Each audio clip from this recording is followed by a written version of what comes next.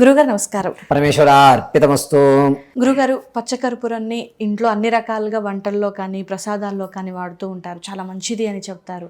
So పచ్చకర్పూరం యొక్క power అంటే ఏం చెప్తారు? అది ఇంట్లో ఉండటం వల్ల కలిగేటువంటి పాజిటివిటీ ఫలితాలు అంటే ఏం చెప్తారు? వాస్తవరీత్యా చెప్పుకోవాలంటే మామూలు కర్పూరం కంటే పచ్చకర్పూరానికి ఒక విశిష్టమైన ప్రాధాన్యత ఉంది.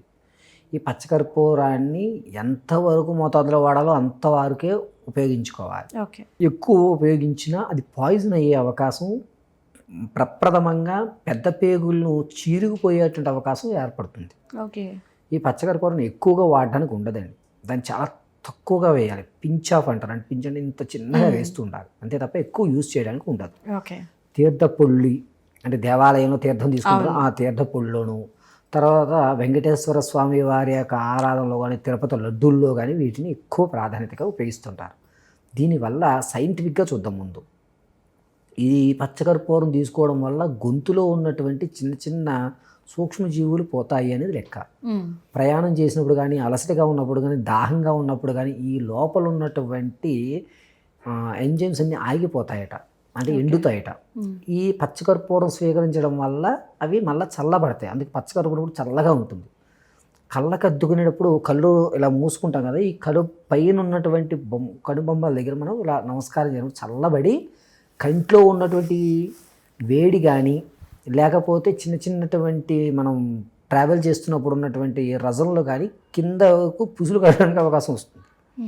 దీనికి పచ్చకర్పూరం అది ప్రాధాన్యత సైంటిఫిక్గా. ఓకే. శాస్త్రపరంగా వచ్చేసరికి ఏమవుతుందంటే, పచ్చకర్పూరంలో గోవుకి సంబంధించినటువంటి ద్రవ్యాలు ఎక్కువ కలుస్తాయి. దీనివల్ల ఇంట్లో నెగిటివ్ ఎనర్జీ పోతుంది.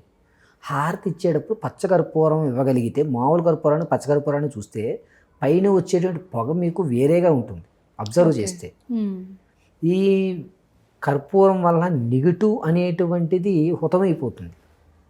ఇంకొక ప్రయోజనం ఏమిటంటే, పచ్చకర్పూరం ఇంట్లో ఉపయోగించుకోవడం వల్ల బాగా మైగ్రేన్ కానీ, లేకపోతే ఏంటంటే చాలామంది ఇప్పుడు మనం కరోనా తర్వాత అందరూ శానిటైజర్స్ యూజ్ చేస్తున్నారు. ఇప్పుడు వర్షాకాలం ప్రారంభమవుతుంది, జలుబులు వస్తుంటాయి పిల్లలకి. షాప్కి వెళ్ళాము, మెడికల్ షాప్కి అమృతాంజన్ తెచ్చామో రాసేసాము, దీనివల్ల 2 ఎఫెక్ట్లు కూడా ఏర్పడుతుంటాయి. అదే మీకు పచ్చకర్పూరం పాజిటివ్ ఏంటంటే, పచ్చకర్పూరం తులసి పువ్వు దొరుకుతుంది మార్కెట్లో. తులసి పువ్వు, పచ్చకర్పూరం ఇవి రెండింటిని ఒక గాజు సీసాలో వేసే, తులసి పువ్వు పచ్చకర్పూరం వేసిన తర్వాత ఒక గంటన్నర తర్వాత అది సొల్యూషన్ అయిపోతుంది, వాటర్ లాగా వస్తుంది. దాన్ని ఒక క్లాత్గా రాసేసి ముక్కుకు పీల్చుకుంటే కనుక రొంప రాదు. ఓకే. పిల్లలకి వచ్చే వర్షాకాలం చేతికి రాసుకుంటే ఒక 1.5 అవర్ వరకు మనకి ఏంటంటే ఎవరికి షేక్ హ్యాండ్స్ ఇచ్చినా ఎక్కడికి వెళ్ళినా క్రిములు అంటుకోవు. ఈ పచ్చకర్పూరం ఇది ప్రాధాన్యతగా ఉంటుంది. పైగా బాడీని ఎప్పుడు కూల్ చేయడానికి అవకాశం ఉంటుంది. పూజా విధానంలో కానీ, ద్రవ్యాల్లో కానీ, మనం వేసేటువంటి పదార్థాలు పులిహోరలో ఇలాంటి వాటిలో తక్కువగా వేసినట్టుగా వేస్తూ ఉంటారు. దద్దోజనంలో ఎక్కువ శాతం ఇటువంటివి ఉపయోగిస్తుంటారు. దద్దోజనంలో ప్రధానంగా ఈ పచ్చకర్పూరం ఉపయోగించుకోవడం వల్ల దద్దోజనం వ్యవస్థలో కొంచెం కొబ్బరి తురుములు కూడా పడుతూ ఉంటాయి.